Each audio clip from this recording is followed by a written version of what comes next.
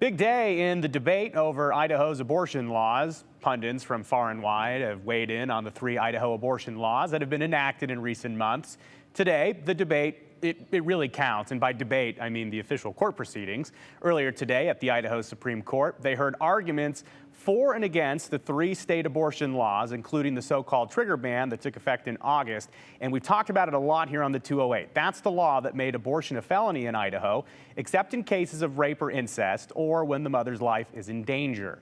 Now, counsel for Planned Parenthood, Attorney Alan Schoenfeld, was given 1 hour for arguments and rebuttal. The Idaho Attorney General's office, they split their time today, an hour with private counsel for the Idaho Legislature. So each side of the argument got about an hour to make their case for or against the abortion laws. And there's a lot to dig into, but the most talked about exchange following court today focused on the discussion of the exceptions in the Idaho abortion law. The phrasing for an exception that the, quote, abortion is necessary to prevent the death of a pregnant woman. That was debated in court today, and Supreme Court Justice Stegner questioned the AG's counsel on that topic.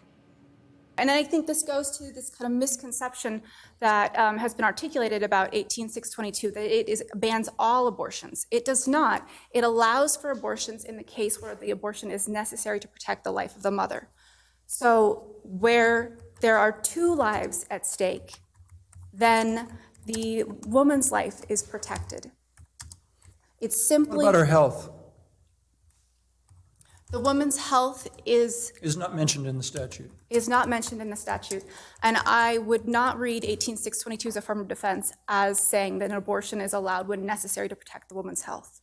It is only when the abortion is necessary to protect the woman's life. So we don't care about the woman's health? I disagree with that, Your Honor. Show me how we care about that when we haven't mentioned it in the statute and you said it wouldn't be applicable. The concern at the point of the woman's health is that an abortion would take the fetus's life. And so when we have lives at stake, the legislature has drilled down to the point of protecting life. And so the fetus's life cannot be terminated at the expense of the woman's health, but it can be terminated to save the woman's life. So you're saying we don't care about the woman's health? I disagree with that. I disagree with that articulation, Your Honor. We certainly do. I didn't understand your distinction that you were drawing.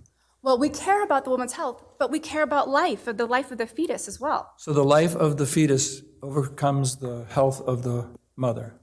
Yes, Your Honor, because the legislature is concerned with and the drafters of the Constitution, because that was the law that was in effect when they were drafting, were concerned with drilling down and protecting life.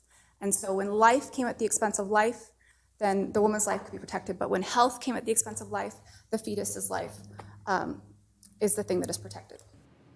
Major point of debate, the Idaho Constitution and what the very beginning of it says. So let's read the beginning of the Idaho Constitution here together, shall we? This is Section 1, Inalienable Rights of Man. It says, quote, all men are by nature free and equal and have certain inalienable rights, among which are enjoying and defending life and liberty, acquiring, possessing, and protecting property, pursuing happiness, and securing safety. So what does that mean in the context of abortion laws in Idaho?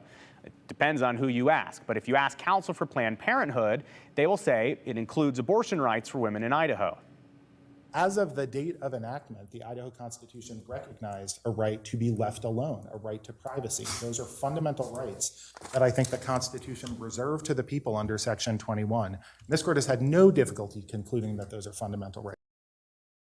One word in Section 1 of the Constitution has been debated for months: liberty. What exactly does that mean? How far does it extend in this conversation?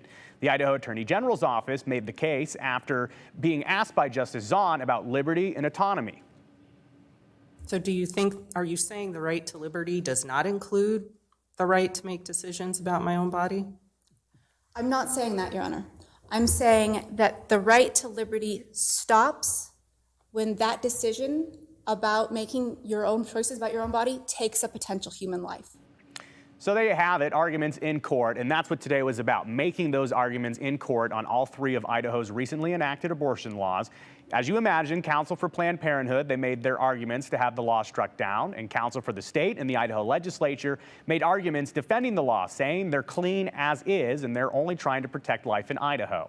Now, there's no timeline as to when Supreme Court justices here in the state will release an opinion and ruling, but likely in the coming week or so. We'll wait and watch with you and update you when that becomes available.